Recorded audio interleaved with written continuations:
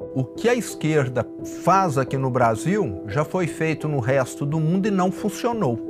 E parece que aqui eles querem tentar fazer o errado até que um dia, quem sabe, pode dar certo. E não vai dar certo aqui. Tiveram todas as oportunidades. O que eles entregaram para os brasileiros foi isso. E estão repetindo a dose agora. E isso, na minha opinião, já sinaliza um 2026, aonde muito provavelmente nós vamos ter aí uma eleição que vai rumar para a direita.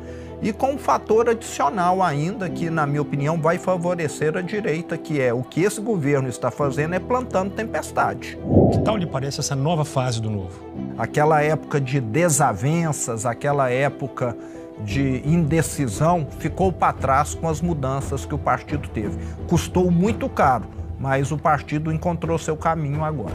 Eu reconheço que fiquei um pouco assustado ao saber da indicação que você fez do líder do governo na Assembleia, o João Magalhães, que é uma figura um pouco controversa, para dizer o mínimo, investigada em casos aí, máfia das ambulâncias, Operação João de Barro e algumas condenações. Para ter o apoio da Assembleia, esse não é um preço muito caro a pagar, não?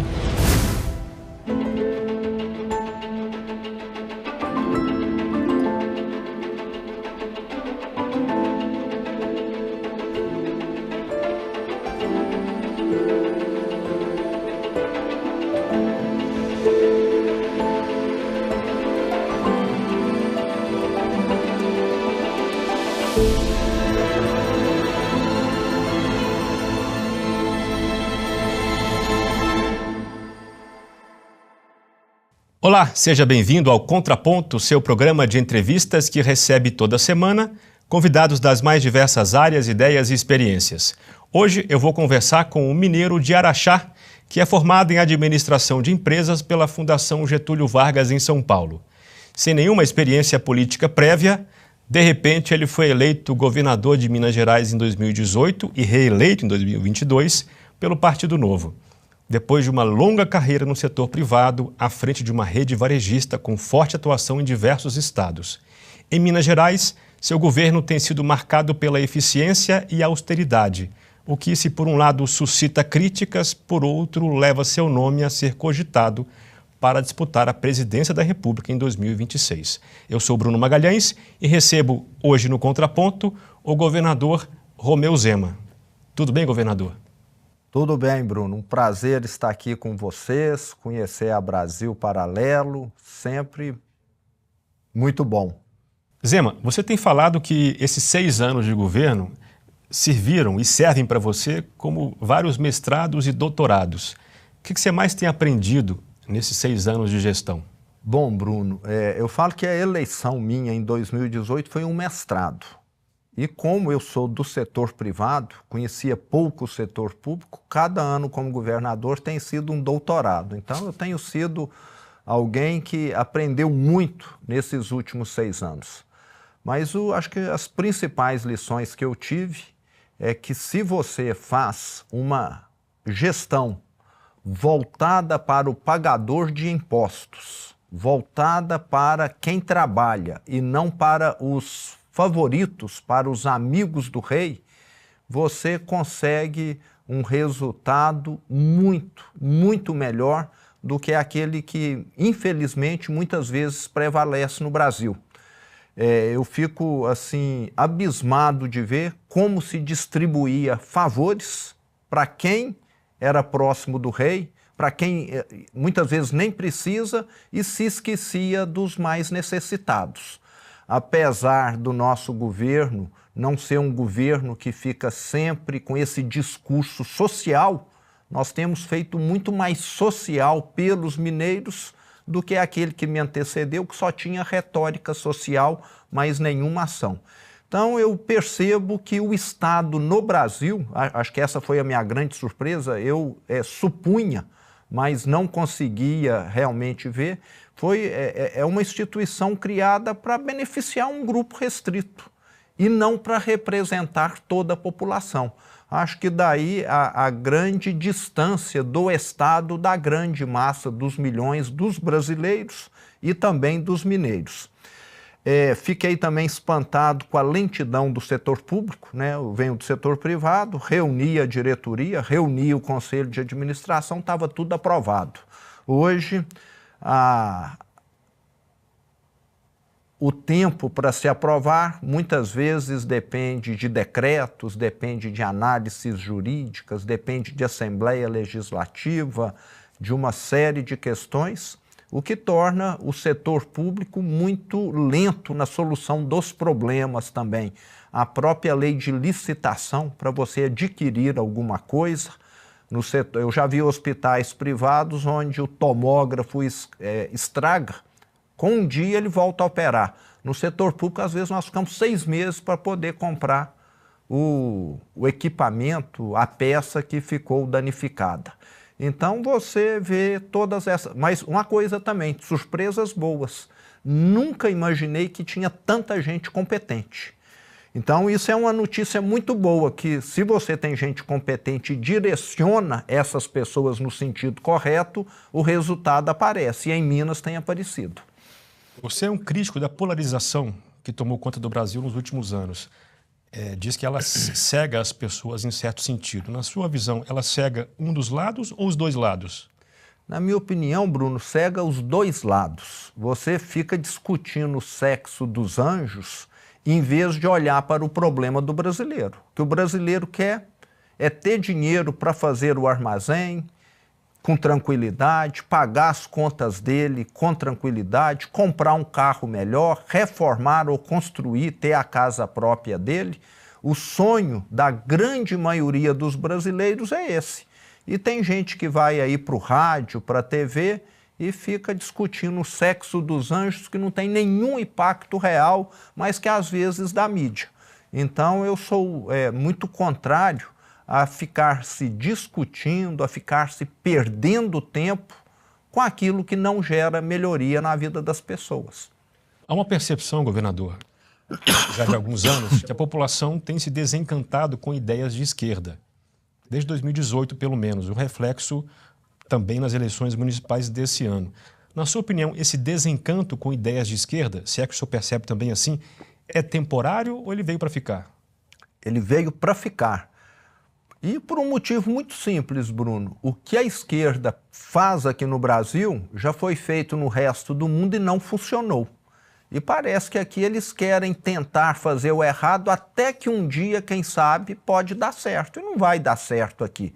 Então, ficou muito claro, a esquerda, no passado, elegeu o presidente 4 vezes e entregou para o brasileiro os maiores escândalos de corrupção da história, a maior recessão da história do Brasil. Em 2015 e 2016, a nossa economia encolheu 8%, 3 milhões de pessoas perderam emprego formal, sem considerar os demais, e um país machucado, um país fragilizado, sem credibilidade, tiveram todas as oportunidades. O que eles entregaram para os brasileiros foi isso, e estão repetindo a dose agora. Os avanços que nós tivemos na gestão Temer e Bolsonaro, eles querem desfazer.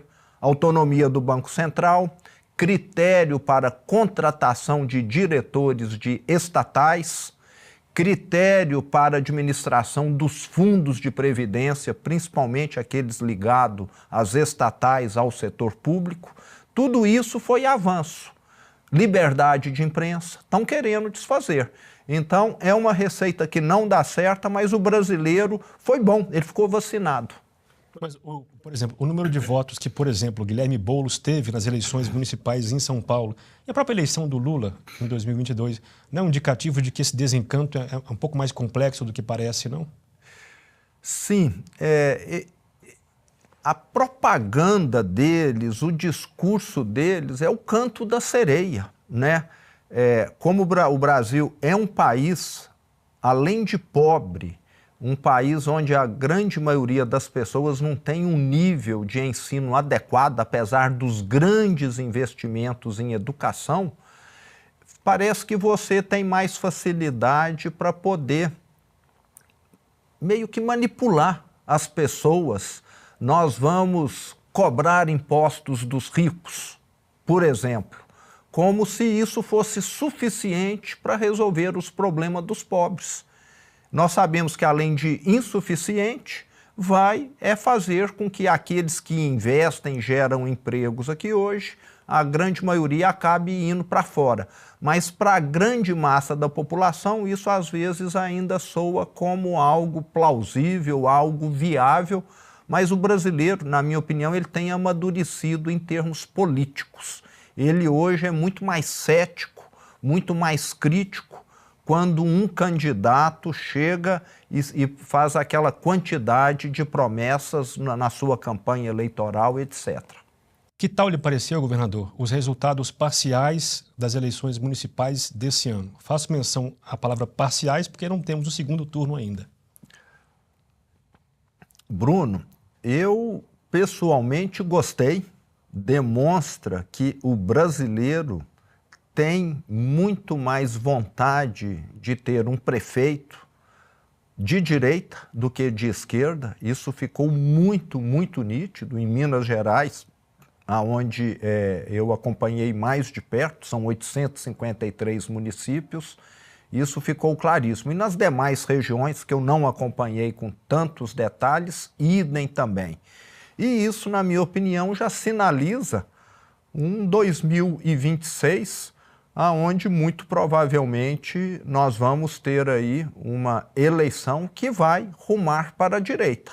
E com um fator adicional ainda, que, na minha opinião, vai favorecer a direita, que é o que esse governo está fazendo, é plantando tempestade.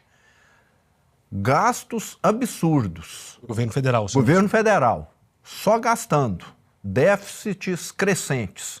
A gente sabe o que isso significa, mais um ano, mais 2 ou mais 3 anos. Ou inflação, ou recessão, aumento da taxa de juros ou a conjugação de tudo isso.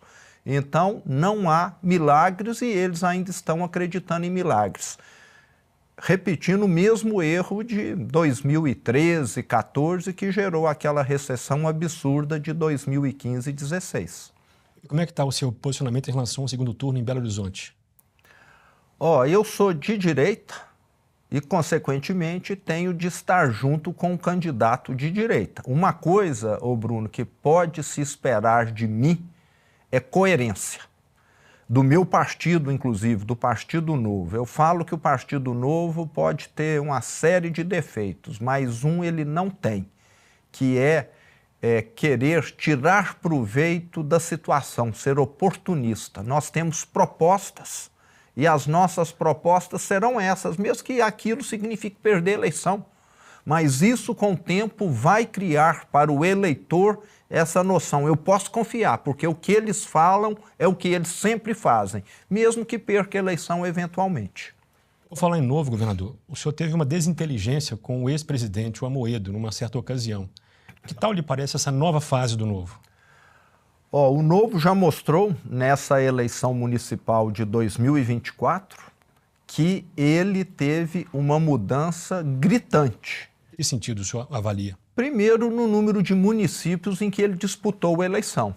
Em 2020, eu tentei de toda maneira sensibilizar o partido, o Diretório Nacional, que nós precisávamos disputar em mais cidades. Fui desconsiderado, tanto é que naquela ocasião, dos 853 municípios de Minas, nós disputamos eleição para vereador em 5. Eu não queria. Neste ano, o senhor sabe qual é o número? Nesse ano foram cerca de 160 municípios que nós disputamos eleição para vereador em Minas. E já foi um avanço muito grande. Hoje, nessa eleição municipal, nós somos um dos partidos que mais cresceu no Brasil. Somos pequeno ainda. Mas, como eu te falei, com o tempo vai ficar marcante essa forma de atuar do Partido Novo. E o Eduardo Ribeiro tem feito uma gestão excepcional à frente do partido. Aquela época de desavenças, aquela época de indecisão, ficou para trás com as mudanças que o partido teve. Custou muito caro, mas o partido encontrou seu caminho agora. E como é que ficou essa desavença entre você e o então presidente Amoedo? Eu respeito o Amoedo, ele e o time que criou o Partido Novo sempre merecerão o crédito. Criaram um partido, na minha opinião, único no Brasil, um partido de valores, de princípios, que tem uma missão a cumprir, totalmente diferente dos demais. Aonde estão ali, na minha opinião, sei que alguns mais, outros menos, para distribuir cargos, favores, financiar a campanha de alguns e não a de outros, porque alguns têm mais proximidade, mais influência. O Novo é o único partido que realmente tem governança. Agora pecaram muito na execução política e o Eduardo tem hoje conseguido conduzir essa execução. É o que eu falo, fizeram um projeto excepcional, mas na hora de colocar a mão na massa para construir, enfrentaram problemas e não souberam corrigir. O Eduardo Ribeiro tem feito essa condução.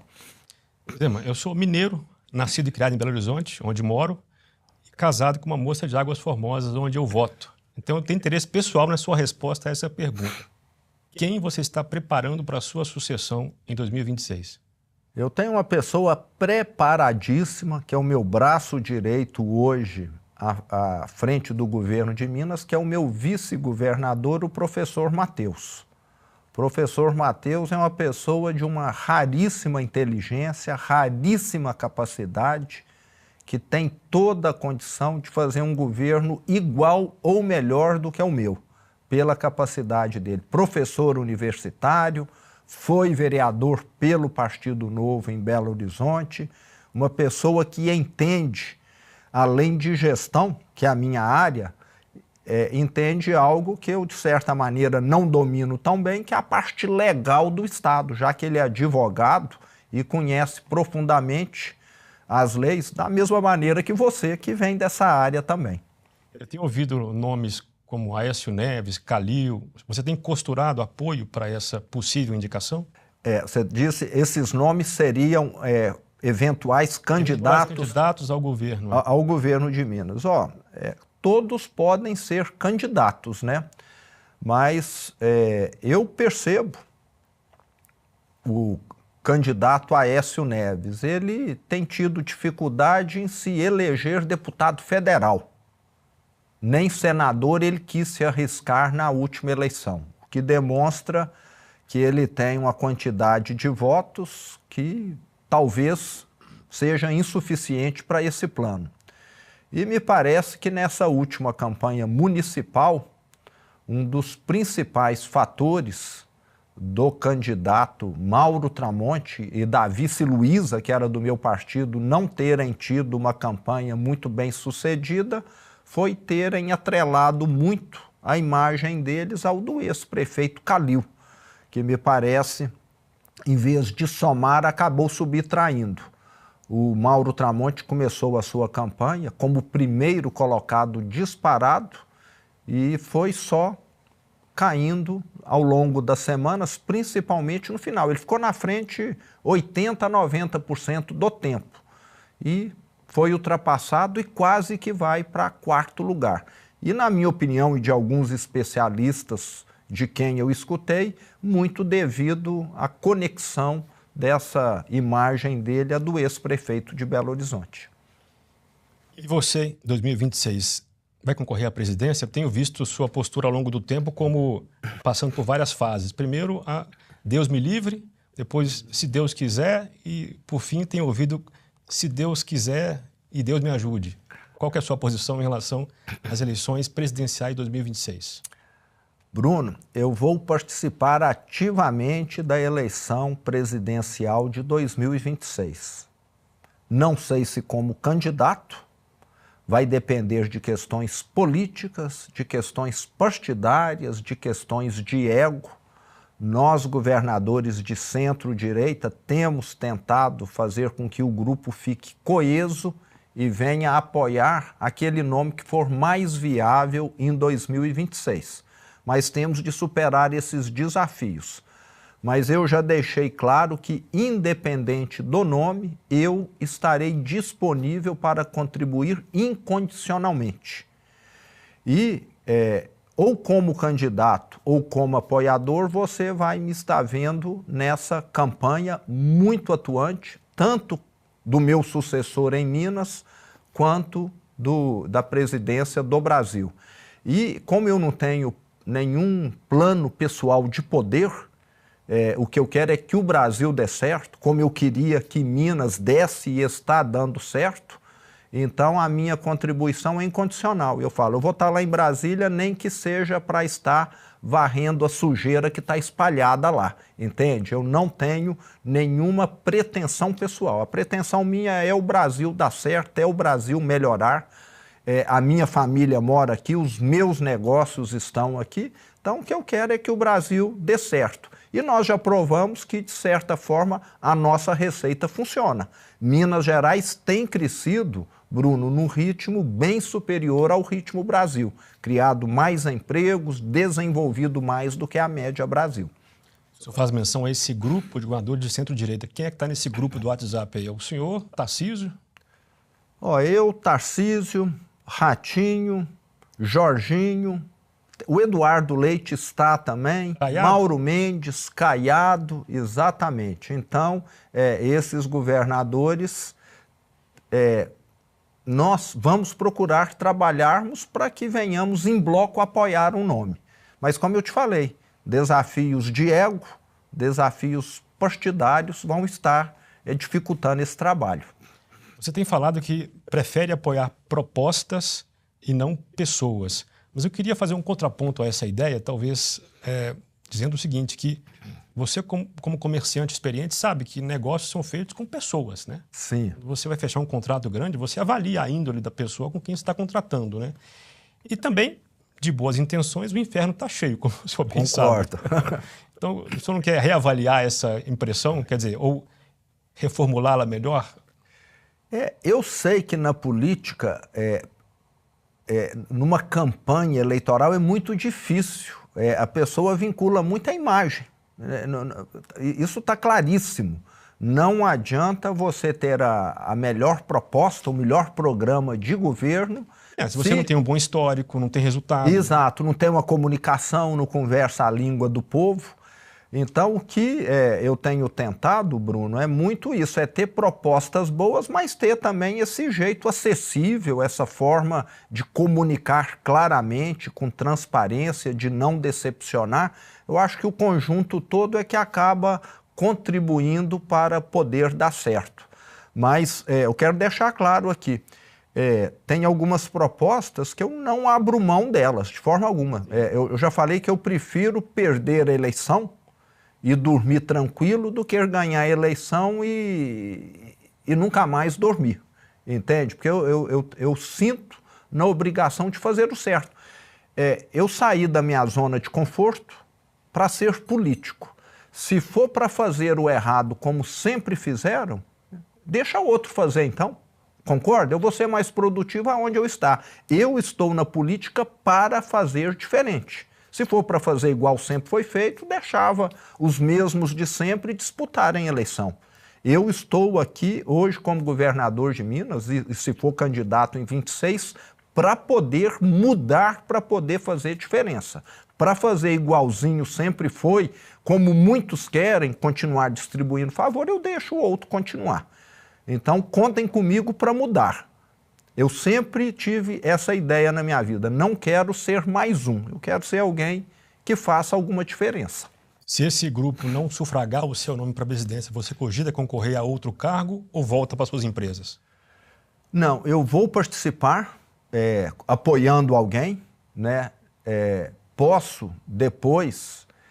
eu não tenho perfil de legislativo. Não pensa no Senado, por exemplo? Não é a minha área. Não é. Eu penso em executivo. Eu sempre fui executor na minha vida, né? Dirigi uma empresa e quem sabe, dependendo de quem for eleito, se for alinhado com a direita, veja na minha pessoa alguém que possa contribuir num ministério, num determinado cargo.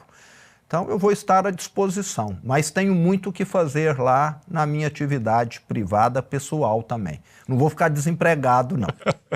Agora, eu me lembrei de uma situação quando te convidaram para ser candidato em 2018. você começou a entrar na pilha da ideia e consultou uma psicóloga. Conta essa história pra gente. Então, mudar de profissão, Bruno, nessa idade, né? aos 53 anos de idade, é pouco comum. E não é sair de médico para nutricionista, não, né? É sair de médico para engenheiro. É uma mudança muito grande. Eu saí do setor privado para o setor público, saí de uma experiência totalmente diferente e aquilo te perturba, né? Te causa uma insegurança muito grande, te causa um questionamento muito grande e você começa a se questionar, será que eu estou tendo algum delírio? Será que eu estou tendo aqui alguma cegueira, né? Então eu fiz questão de procurar uma psicóloga, contar essa situação para ela e falar, eu quero um atestado de sanidade mental, porque eu posso estar sofrendo aqui alguma coisa, né? Quem sabe algo está me deixando aqui fora da minha normalidade. Mas ela foi muito tranquila, falou, não, você está 100% são, seu juízo. Não perdeu o juízo, não está se achando nada fora do normal, não. E logo que você chegou no governo, imagino o espanto que você teve com a diferença de tratamento de uma empresa privada, como já mencionou, e o setor público. O que mais te chamou a atenção quando você chegou e conseguiu entender de que se tratava? O que mais me chamou a atenção foi o desastre financeiro que estava o Estado. E continua, de certa maneira. Nós reduzimos a dívida, nós devíamos 190% da receita, já reduzimos para 170%. Mas é uma situação ainda muito desconfortável. E o que me deixou espantado é o seguinte, como que um Estado chega naquela situação? Na minha opinião, Bruno, quem governava Minas no passado não tinha nenhum compromisso com o futuro do Estado. Tinha compromisso só em gastar para poder facilitar a sua reeleição. Acho que boa parte da política vive dessa maneira. Deixa eu gastar muito, distribuir muito favor, distribuir muito cargo, fazer muitas emendas parlamentares, porque aí eu vou estar contribuindo para aumentar a minha chance de reeleição. Mesmo que você fique com um futuro inviável, que é o que aconteceu, não só com Minas, como com Rio de Janeiro, Rio Grande do Sul, Goiás enfrenta dificuldades e alguns outros estados. Então, assim, o que mais me chamou a atenção foi essa dívida monstruosa que nós ainda continuamos administrando, inclusive pagamos há 15 dias atrás a primeira prestação da última repactuação, 286 milhões de reais. Eu falo que o brasileiro, nós não temos noção quando se fala no número desse. 286 milhões de reais é 400 mil reais por hora que o Estado paga. E isso é uma prestação que diminuiu devido a essa repactuação, devido à adesão do Estado ao regime de recuperação fiscal. Não fosse esse valor, seria algo como 3, 4 vezes mais. Então, nós já estamos pagando algo que nos custa muito e que está, de certa maneira, reduzido devido ao regime de recuperação fiscal. E isso, assim, me deixa muito questionador, principalmente com relação ao governo que me antecedeu, que não tomou nenhuma medida. É você ver um incêndio na sua casa, em vez de jogar água, você joga gasolina. O que fizeram em Minas foi mais ou menos isso, entende? Só contratando mais, eu reduzi mais de 50 mil cargos. Só criando mais privilégios, mordomias, e o Estado afundando. Parece uma cegueira total. Então, o que me deixou assim surpreso foi isso. É como pode haver tanta cegueira numa gestão pública, mas pagaram um preço. Ele, candidato a governador, candidato à reeleição, sequer foi para o segundo turno. Essa dívida hoje está em 165 bilhões, mais ou menos, Exato. Dívida do Estado com a União, né? E você tem falado da necessidade de repactuar os juros, enfim, para reduzi-la um pouco mais, né? No governo Bolsonaro, com quem o senhor era mais afinado, não era o caso de tentar com mais força isso, não? Isso foi tentado? Nós, governadores dos estados endividados, nos reunimos diversas vezes para tentarmos ver alguma solução, e nós tivemos, primeiro, eu falo que é tudo um processo evolutivo. Lá atrás, há 8, 7 anos atrás, o ex-governador do Rio de Janeiro, na ocasião, conseguiu aprovar no Congresso o RRF, o Regime de Recuperação Fiscal. Rio de Janeiro aderiu, depois Rio Grande do Sul aderiu, Goiás e, por último, Minas Gerais. No nosso caso, diferente dos outros, não via legislativa, via judiciário, já que nós tivemos em Minas um caso de omissão legislativa. A Assembleia, na minha primeira gestão, não quis apreciar, né, esse tema aí que ficou engavetado lá. Mas o que aconteceu? O regime de recuperação fiscal, ele foi se provando ao longo do tempo uma solução não adequada.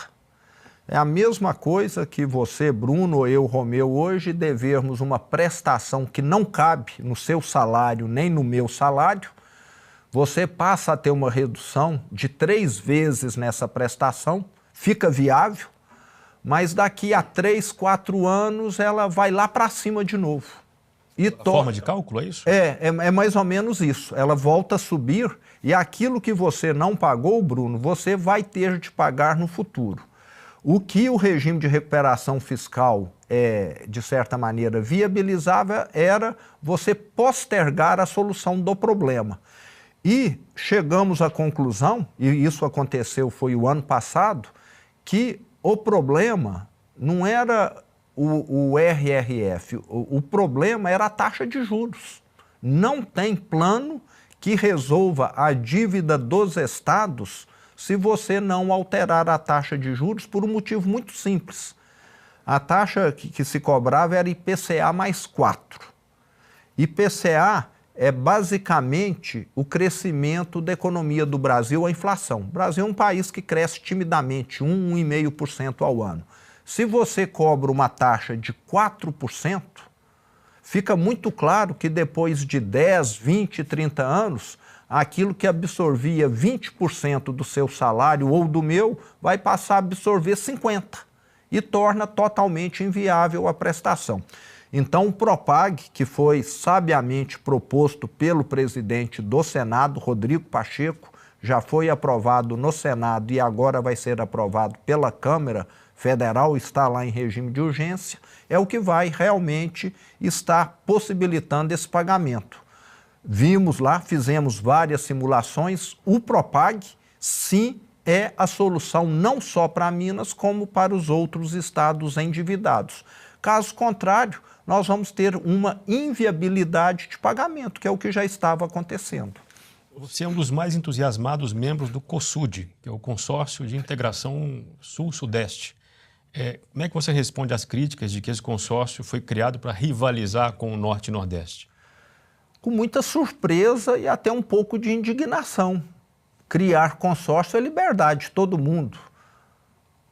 Algum prédio pode criar condomínio e o outro não pode criar um condomínio, então eu fico até surpreso. Me parece que incomodou a criação do COSUD, que nós criamos informalmente, logo no meu primeiro ano como governador, ainda em 2019, já estamos caminhando aí para cerca de 10, 12 encontros que nós já tivemos nesse período todo, tivemos de parar durante a pandemia. E o que eu quero, Bruno, é o seguinte, eu e os governadores do Sul e do Sudeste, como nós somos os estados que têm as maiores economias, as maiores populações do Brasil, a maior representatividade, esses estados sempre trabalharam isoladamente, diferente de outros. E por que nós não podemos nos unir? Nós sempre tivemos muito protagonismo econômico, né, onde a maior parte da indústria do Brasil está, a maior parte da população, mas sempre fomos muito pouco escutados em termos políticos. Muitas vezes outras regiões do Brasil aprovaram projetos onde a conta ia para o Sul e para o Sudeste, o recurso para outras regiões do Brasil. Nós não negamos ajudar de forma alguma, mas nós queremos também colocar um limite numa situação como essa que vem, me parece que só se acentuando ao longo das décadas. Então, queremos contribuir, a solução do Brasil passa pelo COSUD, 55% da população, 70% da economia e 75%, 80% da arrecadação federal está no COSUD. Nós temos condição de contribuirmos, mas não podemos estar prejudicando a região que mais contribui para o desenvolvimento do Brasil. É você estar tirando recursos de um médico que faz 10 operações por dia e mandando recursos para um médico que faz 5 operações por dia. A saúde da população vai perder. Então, nós queremos sermos escutados, não queremos tirar nada de ninguém, mas queremos também que não sejamos prejudicados. Se tem fundo de desenvolvimento do Norte, do Nordeste, do Centro-Oeste, por que não tem fundo de desenvolvimento do Sudeste? Nós temos favela aqui, nós temos gente que passa fome aqui. Me parece que não está tendo um tratamento isonômico.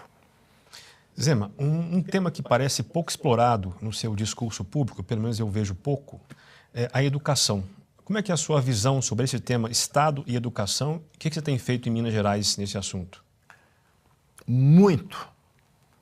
Primeiro, o Estado, Bruno, nunca tinha cumprido o mínimo constitucional de educação, 25%. Nunca. E nada aconteceu com aqueles que não cumpriram. Não sei por quê. Desde que nós assumimos, nós já reformamos 2.300 escolas, prédios escolares, intervenções grandes.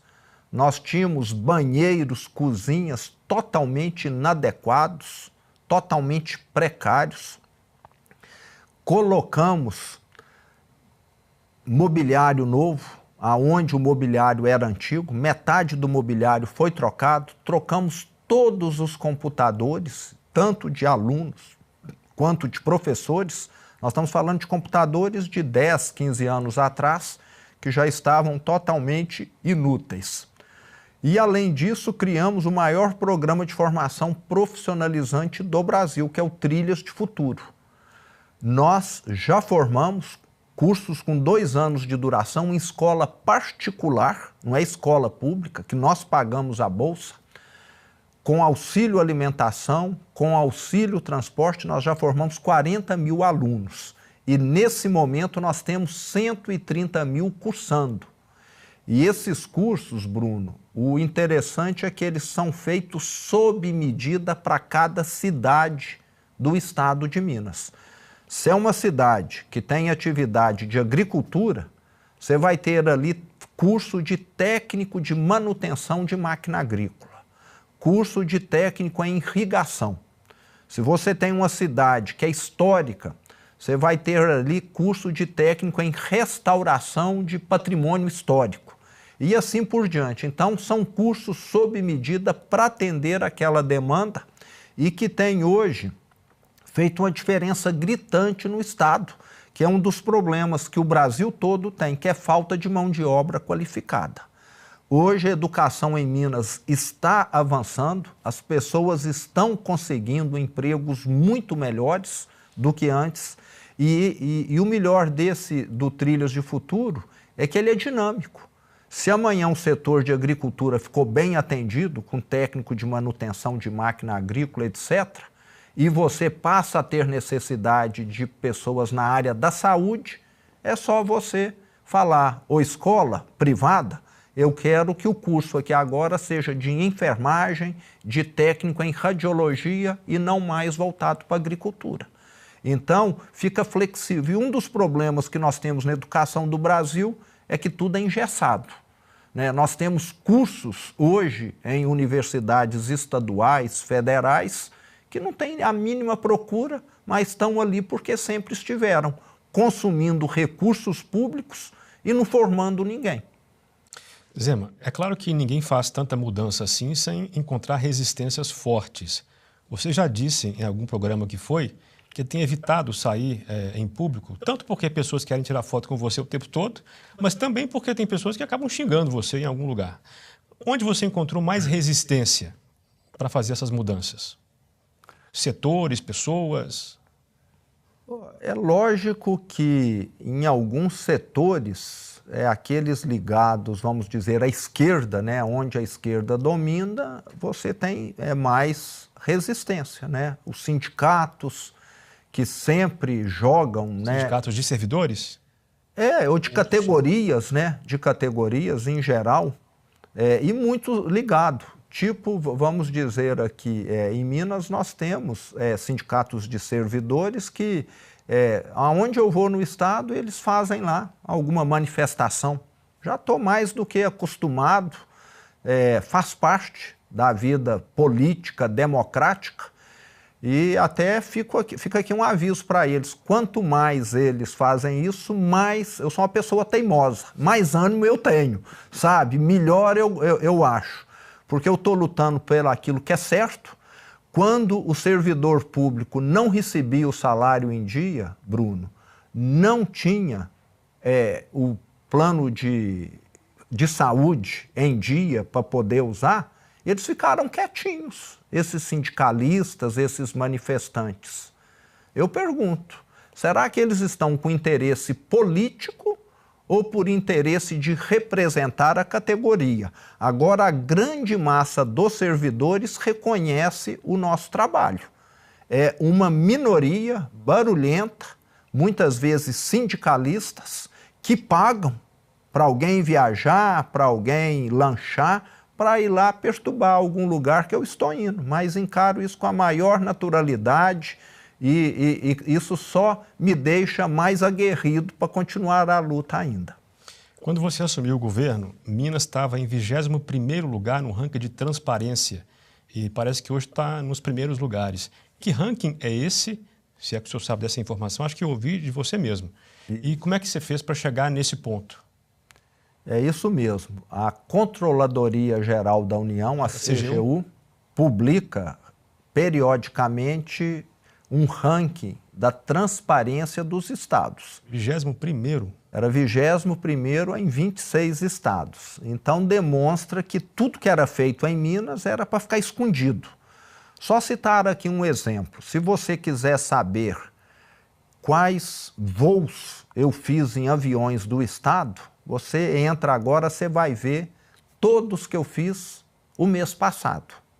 Todo mês é atualizado. Antes, essa atualização era feita só no governo seguinte. Ficava 4 anos, 5 anos para poder saber. Se você está fazendo certo, por que você teme esconder? Eu vi recentemente aí o governo federal pedindo sigilo de 100 anos para algumas questões. Na minha opinião, você deve pedir sigilo, questões de segurança somente. Segurança nacional, que envolve algo dessa natureza. Mas fora esse ponto dos voos, o que mais que mudou? Tudo. Nós temos hoje uma controladoria com autonomia e não uma controladoria feita para perseguir ou beneficiar, como o que acontecia no passado. Quando eu assumi, tinha vários... como que chama? O processo disciplinar engavetado, porque era de alguém amigo do rei. Eu falei, se tem processo disciplinado é para ser apurado. Então foi apurado. E tinha processos disciplinares indevidos que era para perseguir alguém que estava causando problema ao rei. Esses andavam. Esses andavam. Eu falei, nós vamos tratar todos igualmente. Existe aqui uma lei, nós vamos seguir a lei. Eu não estou aqui para perseguir ninguém, nem para privilegiar ninguém. Eu estou aqui para fazer o correto, o que a lei manda.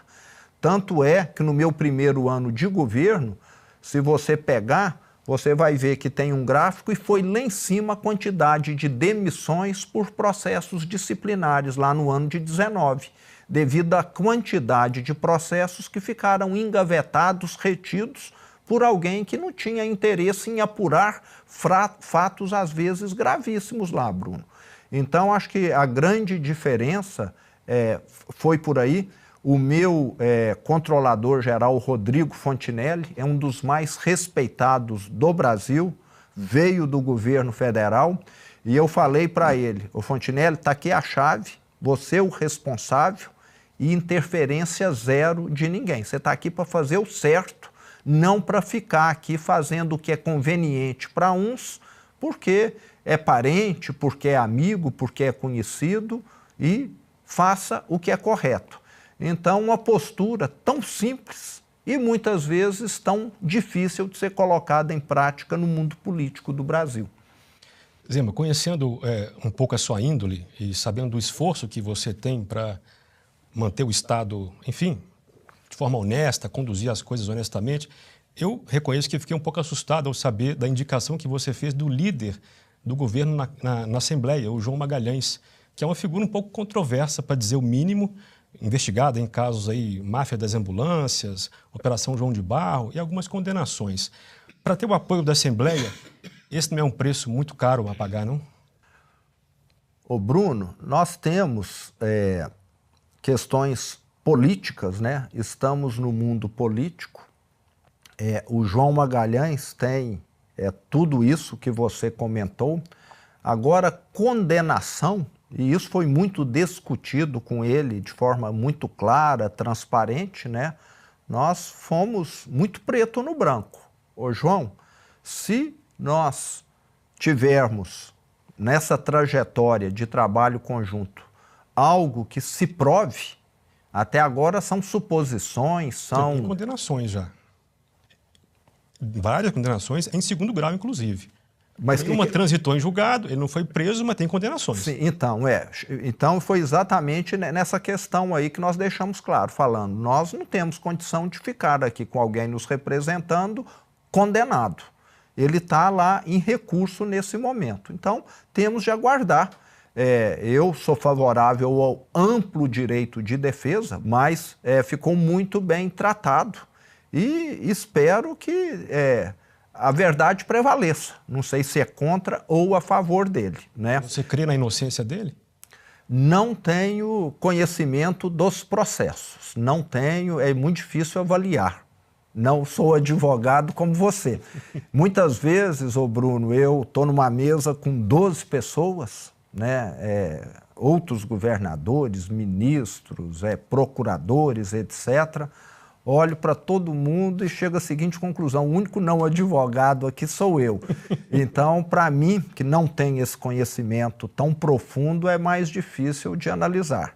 Mas não desconfio e nem confio em ninguém até que haja aí um fim do processo. Vamos falar sobre privatizações. Você é um entusiasta desse assunto, mas encontra também resistências. Vou falar de dois casos, Codemig e Cemig. O caso Codemig, enfim, nenhum dos casos se concluiu. Faz um panorama para a gente desses dois desafios. Eu sei que você tentou privatizar a Cemig, agora está em fase de... Qual que é a expressão que se está usando agora? Para transformá-la em corporação. A Codemig, quer dizer, a Cemig já se fala em federalizar, não é isso? Sim. Como é que está esse panorama e os desafios nesses dois assuntos aí? Perfeito. Bruno, primeiro, tem de ficar aqui muito claro que nós avançamos em muitas privatizações, aquelas que não dependiam de anuência legislativa. Esse é o entrave, então, sempre. A Cemig vendeu diversas subsidiárias. Eu posso citar aqui as maiores Light, no Rio de Janeiro, Renova, um parque eólico gigante no sul da Bahia, e Santo Antônio, lá no norte. Falta Belo Monte ainda. Vendeu as ações que ela tinha. Vendeu as participações, as ações que ela tinha. A venda dessas ações já fez com que a Cemig evitasse o desembolso de mais de 13 bilhões de reais. Ela não tinha lucro nessas participações, não? Não, aliás, ela só acumulou prejuízo. Vale lembrar que a Cemig, no passado, Bruno, ela foi utilizada como ferramenta para fazer politicagem. Por que uma empresa mineira, Companhia Energética de Minas Gerais, vai deixar o Estado sucateado, como ficou, em termos de transmissão, geração e distribuição, e vai investir no Rio de Janeiro, vai investir na Bahia, vai investir lá em Roraima e no Pará. Eu que te pergunto, por que ela investiu? Eu acho que ela tinha um programa de político e não um programa de desenvolvimento. Só que ela não é companhia política de Minas Gerais, ela é companhia energética de Minas Gerais. Eu acho que fizeram uma confusão aí no passado. E isso acarretou para a empresa um prejuízo superior a 14 bilhões de reais, essas participações. Além de deixar o Estado sucateado, porque se tivesse deixado o Estado sucateado e tivesse ganhado muito dinheiro, tivesse ganhado 30 bilhões... Reinvestia, né? Reinvestia, não. Deixa eu entender isso aí. Assim, pensando como a pessoa que fez isso, qual que é a vantagem de comprar ações na Light, nessas outras empresas? Acho que queriam ter influência Brasil afora, para poder julgar algum jogo político, sabe? Porque como... empresa não faz nenhum sentido. É você ir investir na fazenda dos seus vizinhos e a sua fazenda minguar. Ficar sem adubo, ficar sem irrigação, faz sentido algum isso? Não faz sentido. Se a sua casa estivesse em ordem, então aí eu vejo que fica muito claro porque tem de privatizar tudo. Empresa estatal no Brasil só atende um público cativo, muito bem, os políticos, que usam elas como cabide de emprego, que usam elas como ferramenta para aumentar suas chances de reeleição, mesmo que elas não prestem um serviço adequado. Hoje, em Minas Gerais, nós já reduzimos muito, Bruno, mas ainda tem falta de energia elétrica. Muitas indústrias hoje falam, eu estou ampliando a produção, preciso de energia daqui a 90 dias. A CEMIG só vai conseguir atender daqui a um ano. Porque está sucateado, vai precisar fazer uma linha nova, uma subestação nova, mas já diminuímos muito esse atraso aí. A maioria dos micro e pequenos proprietários rurais em Minas Gerais, pessoas simples, que estão lá tirando leite da vaquinha, vendendo leite para a cooperativa, não tem energia boa, não tem energia trifásica, tem monofásica. Se eles quiserem colocar lá um resfriador de leite maior, não conseguem. Então, a empresa passou a ser algo que perturba, que impede o desenvolvimento de Minas. Até 2018, quando nós assumimos, o que a CEMIG fazia era isso. Eu, como empresário, vivi isso. Empreendimentos imobiliários, um condomínio novo, pronto, sem energia. Ficou lá parado anos. Geradores a diesel. Minas Gerais virou o melhor lugar para se consumir gerador a diesel. Até hoje, nós temos pivôs centrais para irrigação, nós temos indústrias em Minas que ainda têm gerador a diesel. Já diminuímos 90%, mas ainda tem lá um restante que serão atendidos nesses próximos meses que a CEMIG vai estar concluindo aí o maior programa de investimentos da história da empresa. Tá, e essa corporização da CEMIG atende à sua expectativa ou atende. É um meio termo?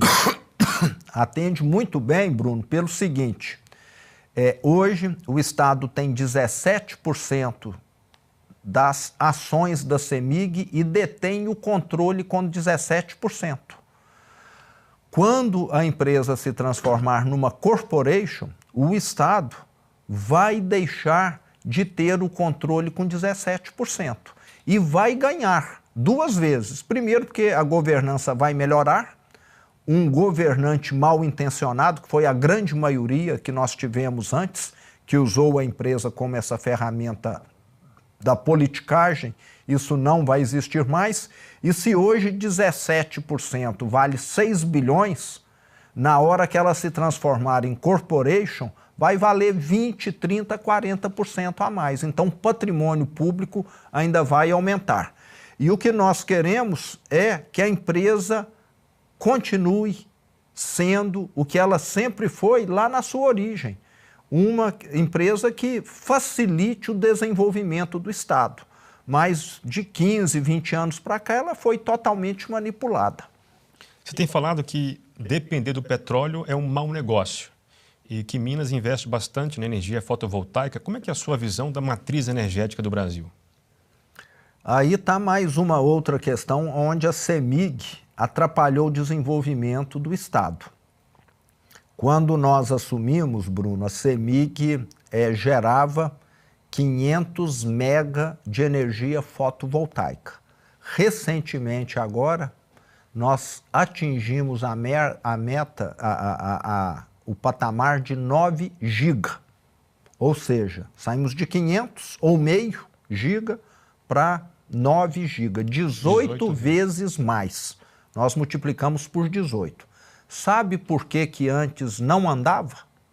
Por um motivo muito simples. A CEMIG, controle estatal, como nós estávamos dizendo, só dava autorização para construir usina fotovoltaica, sabe para quem? Só para os indicados políticos. Se você era amigo de algum poderoso lá em Minas, você podia às vezes sonhar com essa autorização para construir uma usina fotovoltaica, mesmo que você não tivesse recurso. Só que aí você saía no mercado falando, ó, eu tenho uma autorização para construir fotovoltaica. Era e ainda é um negócio bem rentável, aí você vendia, não sei se por 2 milhões, por 3, por 4, por 5. Quando eu assumi... vendia autorização. Vendia autorização. Porque a pessoa estava indo atrás de financiamento. Não, você vendia, você entendeu? Era um negócio para enriquecer um grupinho pequeno. Funcionava dessa maneira aí. Quem é que pegou essas autorizações lá em 2017, 2018, nunca investiu, mas transferiu para alguém. Essa benesse que teve do Estado. Mas assim que nós assumimos, nós criamos um mapa de Minas digital. Se você queria construir, estava lá todas as portas aonde você podia se conectar, que é o que acontece até hoje. Essas portas com o tempo foram diminuindo, porque nós temos hoje mais de meia Itaipu de energia fotovoltaica em Minas, mas à medida que nós estamos construindo mais subestações, mais linhas de transmissão, esse número voltará a contemplar novos investimentos. E foi duplamente bom essa mudança, primeiro porque levamos para Minas mais de 80 bilhões de reais de investimentos privados. Esses 9 giga adicionados levou uma das maiores levas, só para você ter ideia, 80 bilhões em fotovoltaica. O governo que me antecedeu em 4 anos de investimentos totais para Minas Gerais levou 26. Só em fotovoltaica nós já levamos 3 vezes mais do que o que eles levaram, criando empregos, fazendo a energia ficar mais abundante. E um ponto muito importante, recuperando o nível dos reservatórios. Quem acompanha o nível de Furnas, de Três Marias, de Ponte Nova, lá no Alto Paranaíba, no Triângulo, sabe que esses reservatórios chegaram a ficar, em algumas ocasiões, com 7% do volume de água. Eu mesmo, no início do governo, recebi diversas reclamações, fui acompanhar essa tragédia e, há 2 anos atrás, esses reservatórios já estavam no outro patamar. Com essa seca agora diminuíram um pouco, mas tendem a subir novamente. Você, quando assumiu, recebeu diversas obras inacabadas no Estado. Até por querer concluí-las, você tem dito que não será conhecido como governador de uma grande obra. Mas se pudesse, se tivesse caixa para fazer uma grande obra, que grande obra Minas precisa hoje? Eu vou ser um governo, aliás, estou sendo, Bruno, um governo que muito mais planta, semeia, ara, irriga, aduba, do que propriamente colhe. Nós temos sido muito nessa linha. O meu sucessor, e gostaria muito que seja o professor Matheus, vai inaugurar obras que eu não vou inaugurar. E isso não me causa nenhum constrangimento. Porque no Brasil, infelizmente, nós sempre temos deixado de lado grandes projetos estruturantes que são de longo prazo, só para fazer o auê da politicagem e se reeleger. E quando você fala em grandes obras, como o Rodoanel, lá da região metropolitana, é obra para 10, 15 anos. E muito provavelmente eu não irei inaugurar talvez nem o primeiro arco, que vai ser o Arco Norte, e sim o meu sucessor, o mesmo com o metrô, mas eu fico muito satisfeito. Para você ter um estado, um país que cresça, você precisa de ter obras estruturantes, que vão acontecer ao longo, às vezes, de muitos anos ou até mesmo de décadas. O Rodoanel de São Paulo é um exemplo claro. Depois de 20, 25 anos, agora que ele está sendo completado, mas mudou por completo a região metropolitana. E nós herdamos um grande cemitério de obras inacabadas, mais de 90 UBS, unidades básicas de saúde. O pior do que paradas eram obras vandalizadas, obras que foram depredadas, 6 hospitais regionais de grande porte.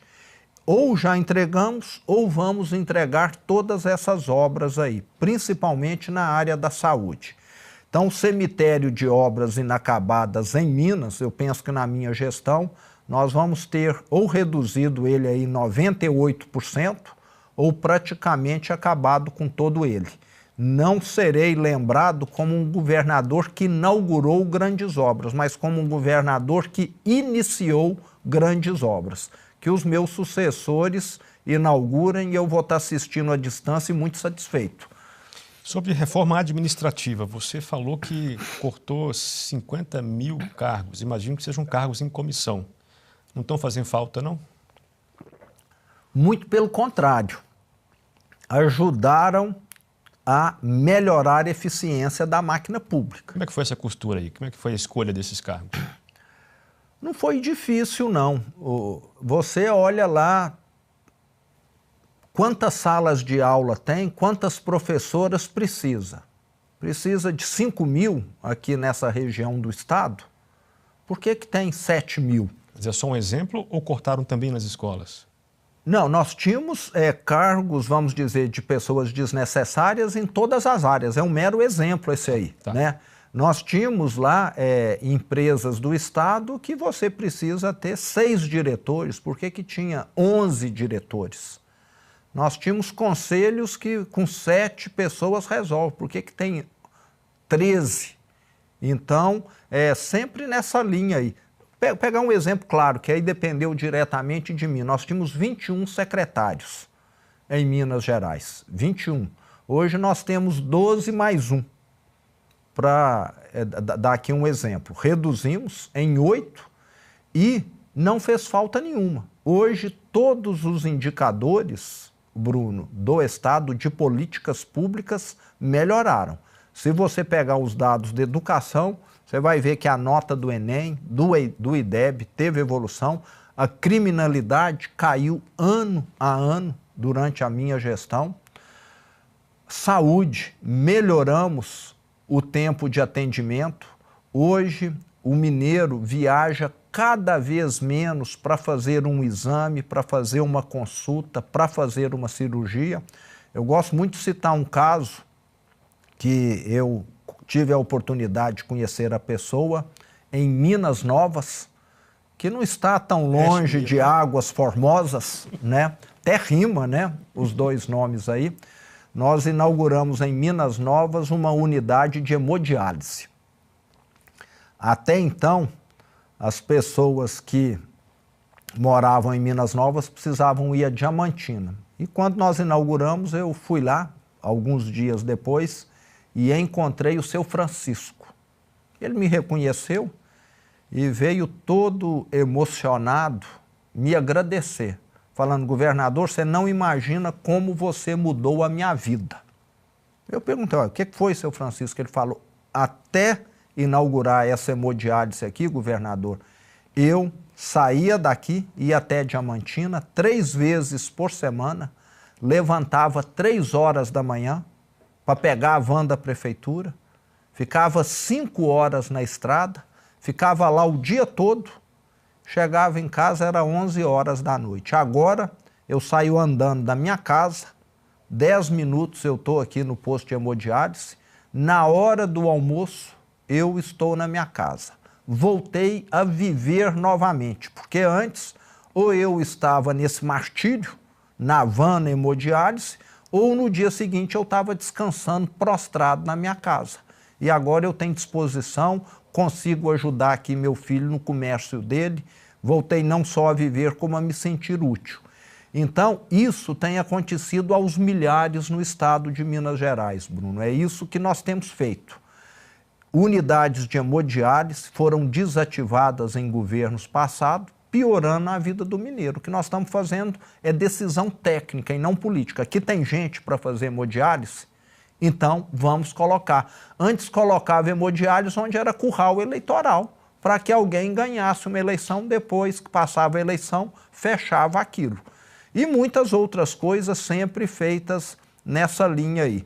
Então parece que o eleitoral passou a prevalecer demais no Brasil em detrimento do interesse público. Aí você não está tendo um país para atender a população, você está tendo um país para atender quem disputa a eleição.